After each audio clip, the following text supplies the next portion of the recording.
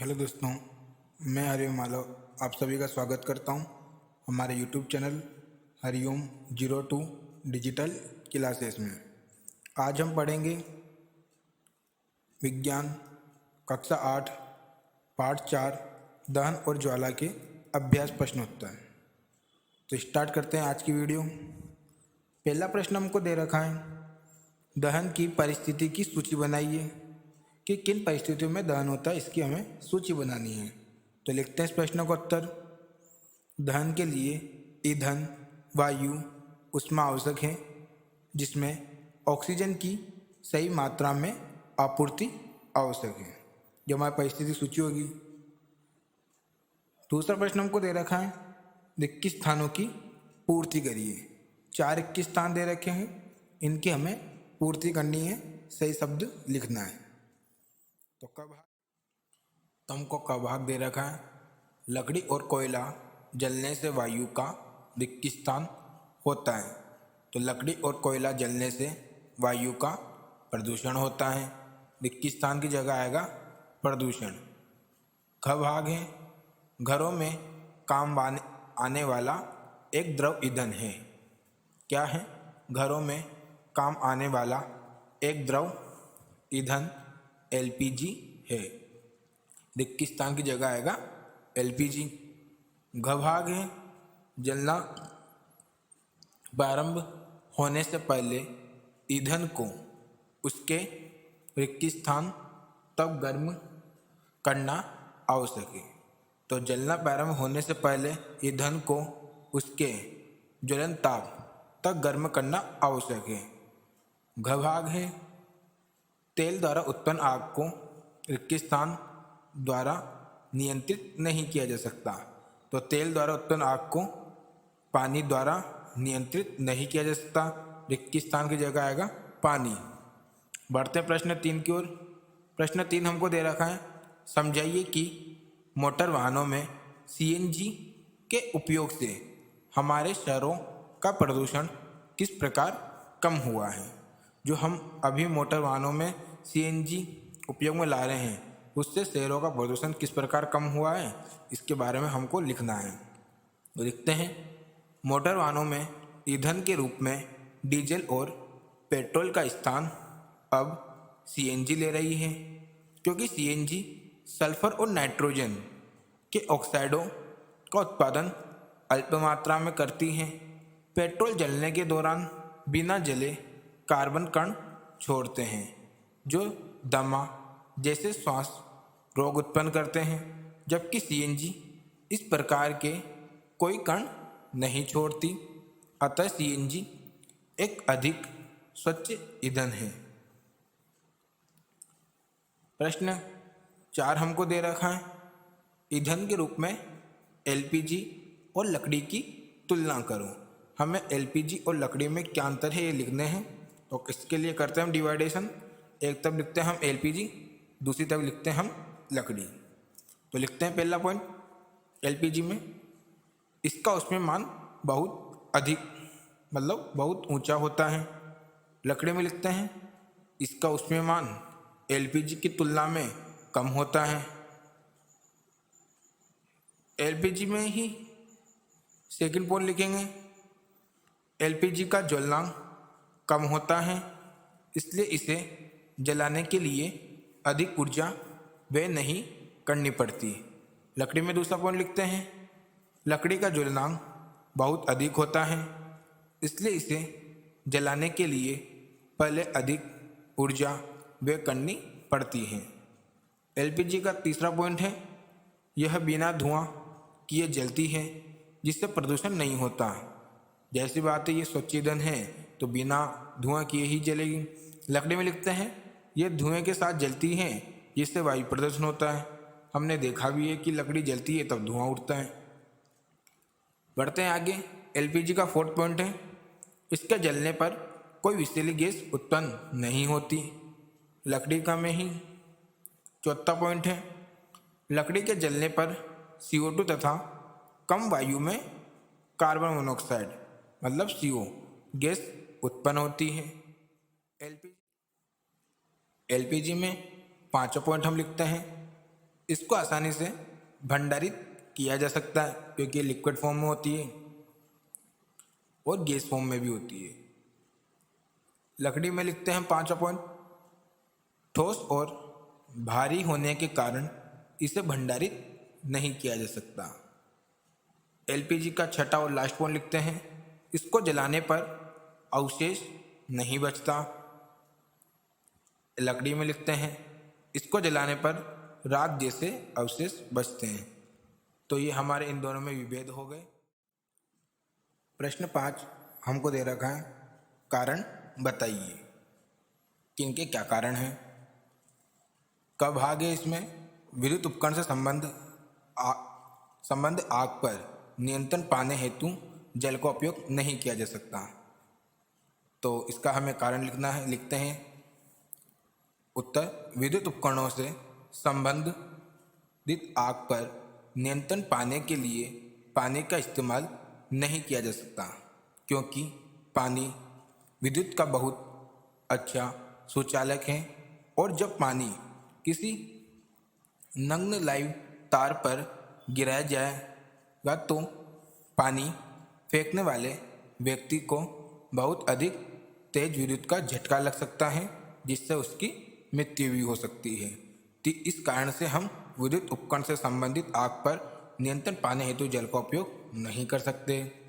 ख भाग है, एलपीजी लकड़ी से अच्छा घरेलू ईंधन है, इसका भी हमें कारण बताना है। तो लिखते हैं एलपीजी लकड़ी से अच्छा ईंधन है क्योंकि एलपीजी का ज्वलनांक लकड़ी की तुलना में कम होता है, ऊष्मीयमान अधिक होता है और ये लकड़ी के विपरीत प्रदूषण रहित है। यही इसका कारण है। ग भाग हमको दे रखा है, कागज स्वयं सरलता से आग पकड़ लेता है जबकि एल्यूमिनियम पाइप के चारों तरफ लपेटा गया कागज का टुकड़ा आग नहीं पकड़ता। इसका हमें कारण लिखना है। लिखते हैं, हम जानते हैं कि एल्यूमिनियम एक धातु है और ऊष्मा का एक अच्छा सुचालक है। हम सभी जानते हैं कि एल्यूमिनियम में करंट भी आता है, ऊष्मा का भी सुचालक है, धातु भी है। आगे लिखते हैं, एल्यूमिनियम धातु के चारों तरफ लिपटे कागज का ताप जब बढ़ने लगता है तो एल्यूमिनियम कागज से ऊष्मा को अवशोषित करके कागज के ताप को उसके ज्वलन ताप से कम कर देता है। यही कारण है कि कागज स्वयं सरलता से आग पकड़ लेता है जबकि एल्यूमिनियम पाइप के चारों ओर लपेटा गया कागज का टुकड़ा आग नहीं पकड़ता। ये हमारे कारण बताइए प्रश्न के उत्तर होते हैं। प्रश्न 6 हमको दे रखा है, मोमबत्ती की ज्वाला का चिन्हित चित्र बनाइए। हमें मोमबत्ती की ज्वाला का चित्र बनाना है। तो आपकी स्क्रीन पर चित्र है, ये हमारे मोमबत्ती की ज्वाला का चित्र है। बढ़ते हैं प्रश्न 7 की ओर। प्रश्न 7 हमको दे रखा है, ईंधन के ऊष्मीयमान को किस मात्रक द्वारा प्रदर्शित किया जाता है। जो हमारे ईंधन होता है उसको हम कौन से मात्रक द्वारा प्रदर्शित करते हैं, इसके बारे में हमको लिखना है। लिखते हैं, ईंधन के ऊष्मीयमान को किलो जूल प्रति किलोग्राम मापक द्वारा प्रदर्शित किया जाता है। प्रश्न 8 है, समझाइए कि CO2 किस प्रकार आग को नियंत्रित करती है। हमको समझाना है कि जो हमारे CO2 होती है वो आग को किस प्रकार नियंत्रित करती है। तो लिखते हैं इस प्रश्न का उत्तर, पेट्रोल और विद्युत उपकरण जैसे ज्वलनशील पदार्थों में लगी आग को बुझाने के लिए कार्बन डाइऑक्साइड सबसे अच्छा अग्निशामक है। जो आपके पेट्रोल और विद्युत उपकरणों में आग लगती है उनको बुझाने के लिए हम किसका उपयोग करते हैं, कार्बन डाइऑक्साइड का। आगे लिखते हैं, ऑक्सीजन की तुलना में अधिक भारी होने के कारण CO2 आग को एक कंबल की तरह लपेट लेती है। इससे ईंधन और ऑक्सीजन का संपर्क टूट जाता है, अतः आग नियंत्रित हो जाती है। CO2 का एक अन्य लाभ यह है कि सामान्यतः यह विद्युत उपकरणों को हानि नहीं पहुंचाती। आगे लिखते हैं, सिलेंडरों से छोड़े जाने पर CO2 बहुत तेजी से फैलती है और ठंडी हो जाती है। हम सभी जानते हैं कि अग्निशामक यंत्र होते हैं, उन सिलेंडरों में CO2 गैस भरी होती है, तो उसको जैसे हम छोड़ते हैं तो वो ठंडी हो जाती है और बहुत तेज़ी से फैलती है। आगे लिखते हैं, अतः यह न केवल आग के को चारों तरफ से घेर लेती है बल्कि ईंधन के ताप को भी कोई हानि नहीं पहुंचाती, इसलिए यह अति उत्तम आवश्यक है। यह हमारे प्रश्न का भी उत्तर हुआ। प्रश्न 9 हमको दे रखा है, हरी पत्तियों के ढेर को जलाना कठिन होता है परंतु सूखी पत्तियों में आग आसानी से लग जाती है। समझाइए। जो आपकी हरी पत्तियां होती है वो तो मुश्किल से जलती हैं और जो सूखी पत्तियां होती है वो आसानी से जल जाती है। इसका हमें कारण बताना है, इसको हमें समझाना है। तो लिखते हैं, हरी पत्तियों के ढेर को जलाना कठिन होता है परंतु सूखी पत्तियों में आग आसानी से लग जाती है क्योंकि हरी पत्तियों में जल अधिक मात्रा में उपस्थित होता है। जो हरी पत्तियों को जलाने के लिए दी गई ऊष्मा को अवशोषित करके वाष्पित हो जाता है और पत्तियों के ताप को उनके ज्वलन ताप तक बढ़ने नहीं देता, जिसके कारण हरी पत्तियां तब तक आग नहीं पकड़ पाती जब तक सारा जल वाष्पित ना हो जाए। जब तक उनमें से पूरा जल वाष्पित नहीं हो जाएगा, उड़ नहीं जाएगा, जब तक वो आग नहीं पकड़ेगी और उनका ताप उनके ज्वलनांक तक न पहुंच जाए। किसी वस्तु को जलाने के लिए उसके ताप को ज्वलनांक तक पहुंचाना पड़ता है। सूखी पत्तियों में पानी नहीं होने के कारण ये जल्दी से आग पकड़ लेती है क्योंकि इनको जलाने के लिए दी गई ऊष्मा इनके ताप को शीघ्र ही इनके ज्वलन ताप तक पहुंचा देती है और ये जलना शुरू कर देती है। तो इस प्रकार हमारे हरी पत्तियां तो कठिनाई से जलती हैं और सूखी पत्तियां आसानी से जल जाती है। प्रश्न 10 है, सोने और चांदी को पिघलाने के लिए स्वर्णकार ज्वाला के किस क्षेत्र का उपयोग करता है? जो आपके सुनार होते हैं तो सोने और चांदी को पिघलाने के लिए ज्वाला के किस क्षेत्र का उपयोग करते हैं, इसके बारे में लिखना है।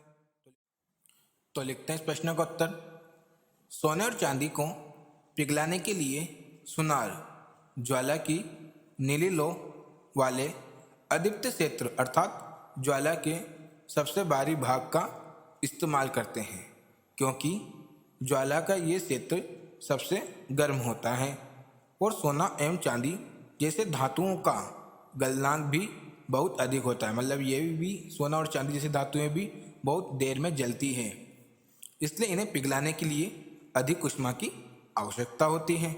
इसलिए सोने और चांदी को पिघलाने के लिए अपने ज्वाला के सबसे बाहरी भाग नीली लौ का उपयोग करता है। प्रश्न 11 हमको दे रखा है, एक प्रयोग में 4.5 किलोग्राम ईंधन का पूर्णतः दहन किया गया, उत्पन्न ऊष्मा का मान 1,80,000 किलो जूल था। ईंधन का ऊष्मीमान परिकृत कीजिए। हमको क्या दे रखा है? ईंधन की मात्रा दे रखी है, कितनी दे रखी है? हमको दे रखी 4.5 4.5 किलो दे रखी है। उत्पन्न ऊष्मा कितनी थी? 1,80,000 किलो जूल। तो ईंधन का ऊष्मीमान पूछ रहा है, तो कैसे करेंगे?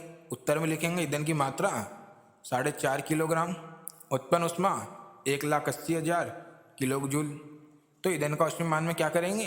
1,80,000 में हम भाग लगा देंगे 4.5 का, तो हमारे पास आंसर आ जाएगा 40,000 किलो जूल प्रति किलोग्राम। बढ़ते हैं प्रश्न 12 की ओर। प्रश्न 12 है, क्या जंग लगने के प्रक्रम को दहन कहा जा सकता है? विवेचना कीजिए। जो हमारे जंग लगता है क्या वो दहन है? तो इसका कारण हमें लिखना है। तो उत्तर लिखते हैं, नहीं, जंग लगने के प्रक्रम को हम दहन नहीं कर सकते क्योंकि दहन एक तीव्र प्रक्रम है जबकि जंग लगना एक धीमी प्रक्रिया है। इसलिए हम इसे दहन प्रक्रम नहीं कर सकते। किसे नहीं कर सकते? जंग को नहीं कर सकते। साथ ही दहन ऊष्मा के साथ साथ ज्वाला भी उत्पन्न करता है जबकि जंग में केवल ऊष्मा उत्पन्न होती है। तो इसलिए हम जंग को दहन नहीं कर सकते क्योंकि जंग में हमारे ऊष्मा और ऊर्जा उत्पन्न नहीं होती। प्रश्न 13 है, आबिदा और रमेश ने एक प्रयोग किया। क्या किया प्रयोग में? जिसमें बीकर में रखे जल को गर्म किया गया।